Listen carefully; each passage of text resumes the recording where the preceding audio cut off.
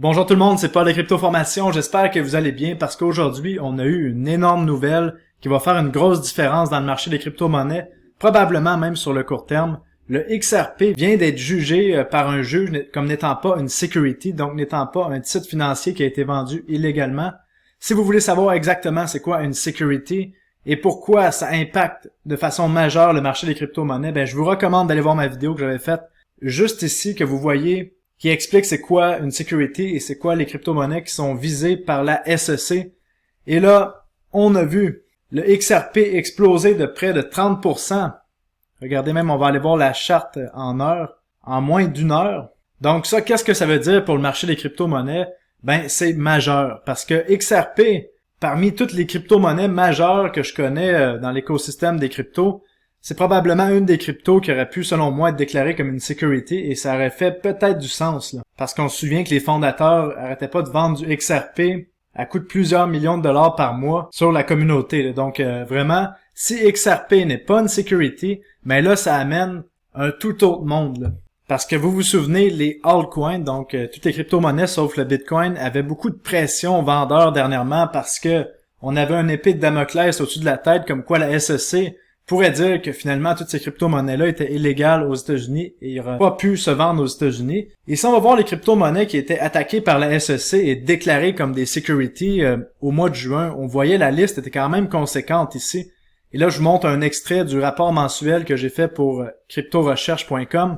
Et vous allez voir que la suite est vraiment intéressante. Donc, les crypto-monnaies qui étaient visées, c'était Atom, BNB, BUSD, le COTI, Solana, Cardano, Matic, Filecoin, Sand, Decentraland, Algo, Axie Infinity, Chiliz, Near, Flow, ICP, VGX, Dash puis Nexo. Donc, si XRP est pas une sécurité, il y a plusieurs de ces crypto-monnaies-là qui auront aucun problème à s'en sortir. Donc, toute la correction qu'on a vue sur ces crypto-monnaies-là en début juin risque d'être retracée vraiment rapidement, juste à cause de la spéculation que ces crypto-monnaies-là ne sont probablement pas des securities aussi. Et là, si on descend dans le rapport, je vous avais expliqué juste ici, on va zoomer un petit peu, vous voyez que c'est pas la première fois que la SEC attaquait les crypto-monnaies.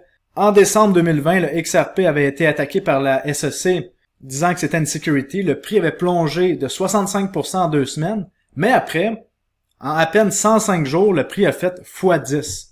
Donc, c'est ça que j'expliquais à mon groupe, c'est que probablement c'était un excellent moment pour se positionner, malgré toute la peur. Puis en général, souvent, c'est quand il y a beaucoup de peur que c'est le temps de se positionner, parce que c'est là qu'on a les meilleures opportunités. Et là, franchement, c'est même possible que ce jugement-là pourrait démarrer une mini alt season, là, donc que les altcoins commencent à surperformer le Bitcoin de beaucoup pendant une période peut-être de 2 mois.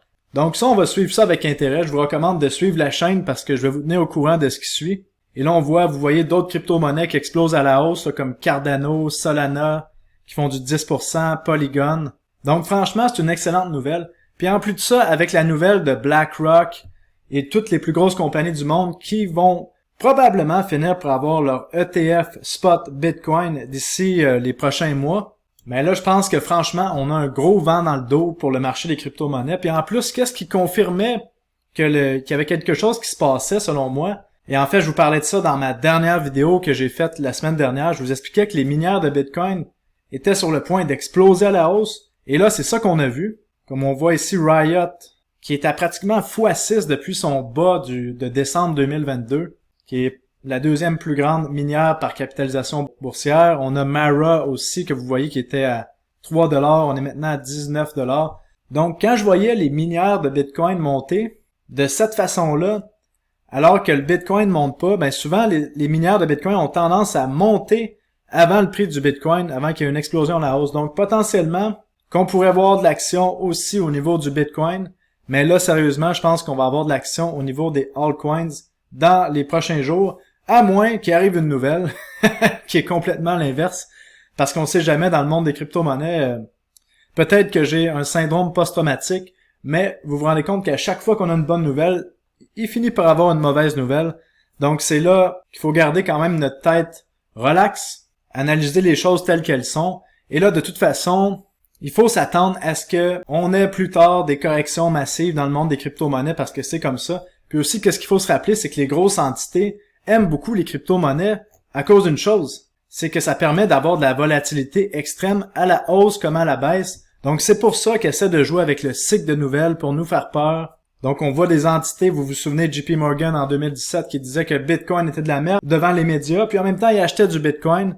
Donc c'est ce genre de partie-là qu'on se fait jouer en ce moment, mais qu'est-ce qu'il faut comprendre, c'est que les crypto-monnaies sont là pour rester. On voit des jugements de plus en plus favorables. Les grosses entités embarquent dans le bateau. On voit les CEO de plus grosses entreprises au monde qui disent que les cryptos sont là pour rester, que la blockchain va être utilisée dans 5 à 10 ans, ça va devenir le nouveau standard. Donc sérieusement, on se trouve du bon côté du trade.